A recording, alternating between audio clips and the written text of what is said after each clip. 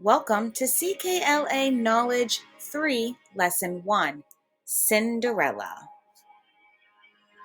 Our purpose for listening today is to discuss the elements of stories and identify the characters, setting, and events in the story. We will listen to understand the word worthy. We will also begin to learn how to retell the story. Fictional stories come from an author's imagination. Some elements are real and some are fantasy, meaning some parts of our stories could happen and some parts could not happen. People everywhere tell stories. Some stories are similar, where the parts are alike, and some are different. Some stories that are similar but have differences are called variations or versions of another story. We are going to listen to stories that are told from places around the world many years ago.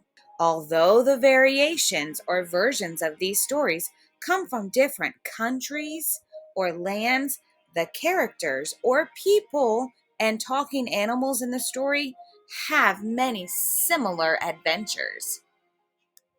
What's in a story? The elements of stories of things that are a part of every story, such as characters, who the story is about, setting, where the story takes place, and plot, the sequence of events, the beginning, middle, and end.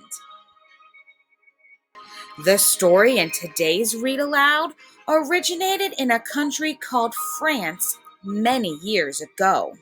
France is on the continent of Europe. Cinderella is a fairy tale which feature members of the royal family or characters with special powers or magical transformations. Listen carefully to identify as many story elements as you can. Who are the characters? Where does our story take place? What happens in our story? And let's learn about conflict. Conflict is the problem in a story. Once upon a time, there was a poor girl who was called Cinderella. Cinderella lived with her stepmother and two stepsisters. Her stepmother was mean to Cinderella and forced her to do the hardest and the dirtiest work in the house. The poor girl had to scour the dishes, scrub the floors, and wash the clothes all by herself. When her work was finally done, Cinderella would sit, tired and alone by the fireplace among the ashes and cinders. That's why they called her Cinderella. Cinderella's stepsisters lived in splendor. They had the best of everything. They had soft beds, thick carpets, and silver-edged mirrors. Poor Cinderella had to sleep on the floor next to the fire. One day, the king's son, the prince, announced that he was going to hold a royal ball at the royal palace. It would be a grand evening of dancing, and all the young ladies in the kingdom were invited. When they heard the announcement, Cinderella's stepsisters shrieked with excitement. For days they primped in front of their mirrors and talked of nothing but the ball. They shouted orders at Cinderella and ran her ragged while they got ready for the ball. Cinderella was kept so busy she had no time to rest. "Cinderella!" shouted the older stepsister. "Shine my shoes!" "Cinderella!" called the younger. "Iron out this wrinkle in my dress!" Cinderella helped her stepsisters get ready without complaining. Silently, however, she was longing to go to the ball. She imagined herself dancing in the arms of the prince. How wonderful it would be! and yet she knew her stepmother would never allow her to go. At last the time came. The stepsisters and their mother left for the palace. Cinderella watched them drive away. When she lost sight of them, she began to cry. She felt so miserable and alone. But Cinderella was not alone after all.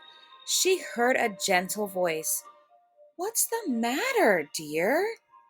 She looked up and saw a woman with a kind face. I wish I could," began Cinderella, but she could not finish for all her tears and sobbing. "You wish to go to the ball? Is that it?" said the kind woman. "Why, yes," said Cinderella with surprise. "Then it shall be so, Cinderella. You are a kind girl, worthy of going to the ball." For you see, the woman was Cinderella's fairy godmother. "Now run into the garden," she said to Cinderella, "and bring me a pumpkin." Cinderella went to the garden. Puzzled, she picked a large pumpkin and set it on the ground before the kind woman.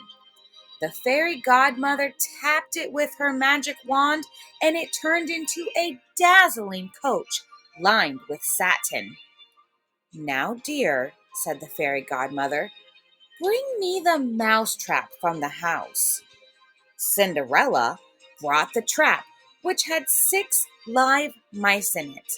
The fairy godmother released the mice and waved her wand over them, turning them into a fine set of 6 gray horses. Then, with a touch of her wand, she turned a big rat into a fat, jolly coachman with long, fancy whiskers. "Well," said the fairy godmother with a smile, "what do you think? Are you pleased? Are you ready to go to the ball?"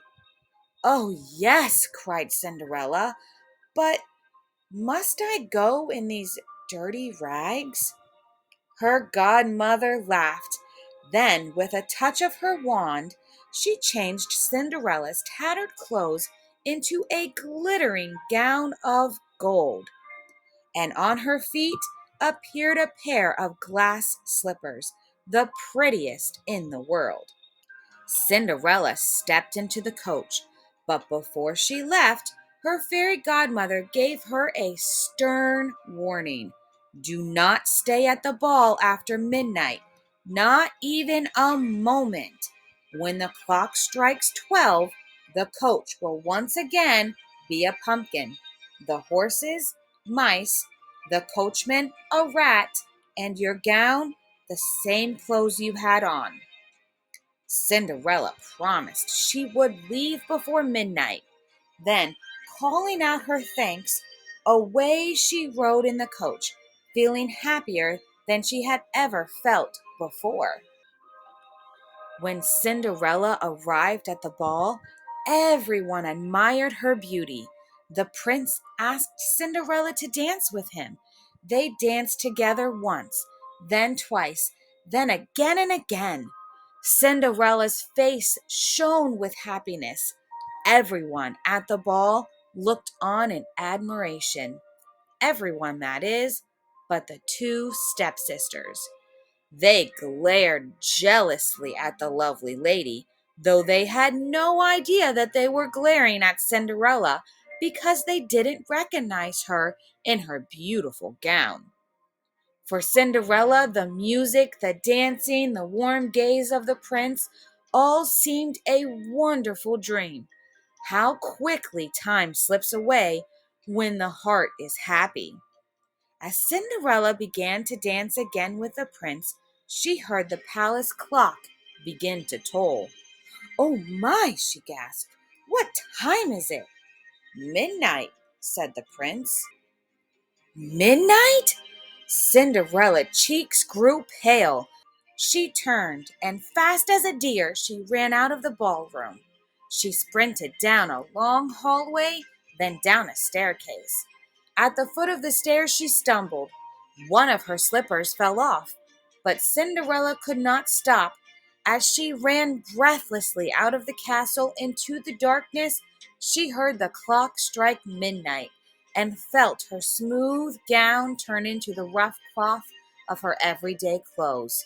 Her dazzling coach had turned back into a pumpkin, so she ran home alone. When she got there, she realized that she was still wearing one glass slipper. When Cinderella had run away, the prince had raced after her. Although he did not catch her, he did find, part way down the staircase, the glass slipper that had fallen off her foot. And that is why the very next morning the sound of trumpets woke the kingdom. The prince announced that he would marry the woman whose foot fit the glass slipper. He sent his men out on a mission. They were to try the slipper on the foot of every maiden in the land. From house to house they went, trying the slipper on foot after foot. One foot, the slipper was too long, on another, too short, and so it went until they came to the house of Cinderella and her stepsisters. Cinderella's stepsisters tried to fit their feet into the slipper. They squeezed, pinched, and pushed, but the slipper would not fit. Then, from the shadows, Cinderella stepped forth and said, "Let me see if it will fit me." "You?" cried the stepsisters. "That's ridiculous." Every young woman in the kingdom is supposed to try on the slipper. That includes me, stated Cinderella. The prince's men agreed, as the prince had given strict instructions that every maiden in the kingdom was to try on the slipper. One of the men placed the slipper on Cinderella's foot, and it fit perfectly. The stepsisters' mouths dropped open in astonishment. They were even more shocked when from her pocket Cinderella drew forth the other glass slipper. Only then did the stepsisters understand. The beautiful lady they had seen at the ball was Cinderella. They threw themselves at her feet and begged for forgiveness. Cinderella was so kind-hearted that she forgave them and embraced or hugged them. Cinderella married the prince. Her stepmother and stepsisters were invited to live in the palace with her, and she and the prince lived happily ever after.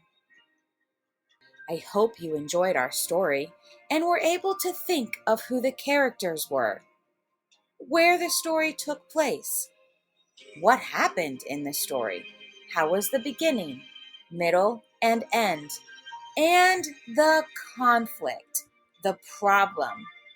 We are going to read so many fairy tales and similar stories from across the world. I can't wait to have another story with you.